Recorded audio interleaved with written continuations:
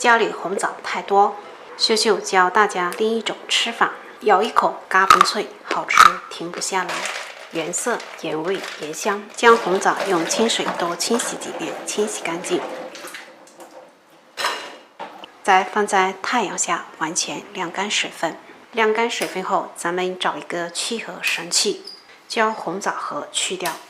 以前红枣去核感觉都非常的费劲，现在有了这个神器，去核就非常轻松简单了，处理的还是挺干净的。这些核就不要了，家里实在没有，可以找一根硬一点的吸管，往里面使劲一戳，也是可以去核的，就是比较费劲些。处理好的红枣，我们再来切片，不要切得太厚，这样可以缩短烤制的时间。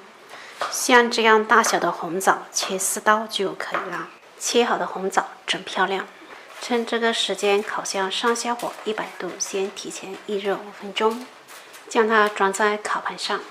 一个烤盘太厚了，咱们分2个烤盘来烤。放入提前预热好的烤箱，上下火100度烤30分钟。30分钟后，上层的枣片就烤好了。中层的咱们需要再烤10分钟，10分钟后咱们的枣片就都全部烤好了。待枣片完全凉透之后，咱们来看一下酥脆程度。烤红枣脆片其实没什么难度，主要就是别烤糊了。俗话说一日3枣，健康到老，用来泡茶、干吃、煮粥、煲汤也都是非常不错的选择。喜欢的朋友可以在家试一下。